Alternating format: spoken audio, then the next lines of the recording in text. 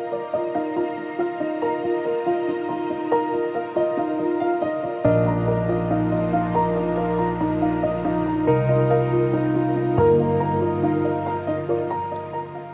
I'm down at the fantastic float fish farm down here close to Peterborough, and I've come down here for a spot of margin fishing. There's some very big fish in a lot of these lakes, and today I'm fishing the Two Islands lake. It's full of very big fish, and a lot of these fish are caught down the margins late on in competitions. When I say late on, usually the last couple of hours of a match when the fish come into the margins can take you from zero to hero. If you can put a few fish in the net in the first 3 hours of a match, often you can catch still a big weight in the last couple of hours down the edge, and there's been many matches won fishing this line in the back part of any match. I'm fishing on peg 3 on the Two Islands lake, and the reason why I've selected this peg, it's got a nice margin to it where I can fish about 9 to 10 metres away from myself down the bank side.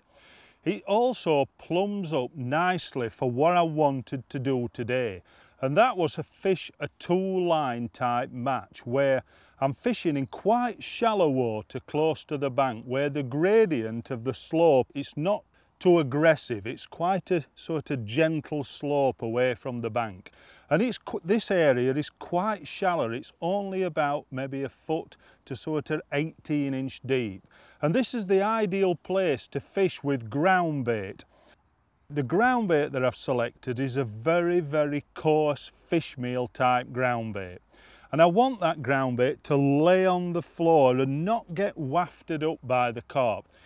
And that, in the shallow water, you can pot in loose, and I'm actually just putting it in the pot loose, and also some micro pellets as well along with that, and potting it in the shallow water around about probably only about a couple of foot from the bank side itself. Now this is the area where I expect the biggest fish to come into that shallow swim. But I've also selected an area of the swim a little bit further out from the bank, maybe a metre, maybe even 1.5 metres out from the bank, where the depth is quite a bit deeper. Well, it's not a 45-degree type slope, it's a little bit gentler than that. But of course, once you find an area that's around about 2.5 foot deep, this is a good area also to fish to target the carp a little bit earlier on in the afternoon, before they want to come right into the shallow water. Now this is an area that it's very difficult to tell you how to feed on different venues. Here today there's a lot of roach present, and because there's roach present, then your bait selection starts to be slightly different to if there's hardly any silverfish in a lake. And today I started with corn, but roach were a big problem, pecking at the corn and pulling the float under the all the time on this line away from the bank side. So again, this line I changed over. I started off fishing with corn on just a nice strung out rig that I could lay down the ledge. So I was fishing a good 6-inch over depth, but only with a 0.3 size float, an AS3 float. Now this float I were actually just pulling the corn onto the shelf, onto the gradient, and holding against the corn. This tactic can be fantastic when there's no roach present, but today it was almost impossible to fish with these tactics because of the roach that were present.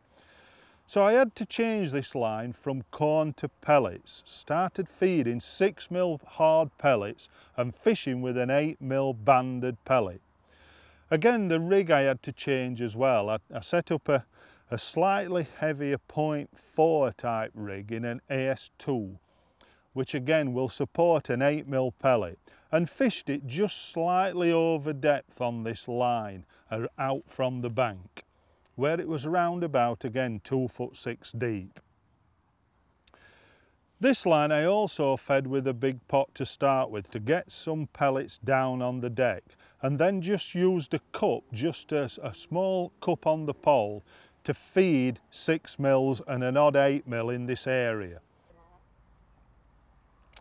Elastic choice again for these margin fish is fishing with a pink type bungee or even the red bungee. A strong elastic is paramount because once you hook these fish, you don't want them to get speed up from the bank side. Once you hook them, often they bolt out from the bank, and your elastic needs to be powerful enough to slow them down. If a carp gets speed up, any carp, at even sort of 5-6 pound fish, if they get speed up on you, they will break even 0.20 line. So it's important to fish with the right grade of elastic. So once you hook them, you can start to ship back and put pressure on the fish to stop it running away from you. And that's a great tip. If you allow fish to get up speed, they will break you. So tighten that elastic onto the fish once you've hooked it down the margin. Once I'd caught a few fish in the deeper water with pellets, I then started to concentrate on the inside line in the shallower water. You knew the fish were coming in, you could see odd tails and vortexes in the swim. And it was after sort of 2 o'clock time, it was very easy to catch these fish.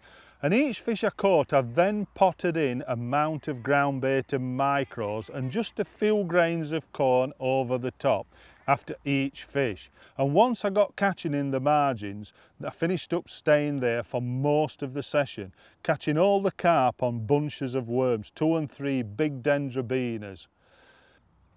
I've not done lots of this summer type fishing because often I've been away on international type duty. But my lad Oliver has had some fantastic weights fishing the afternoon competitions at Ayfield Lakes, and he's given me some great pointers. I can learn off people, so watch this video and hopefully you'll learn a little from me today.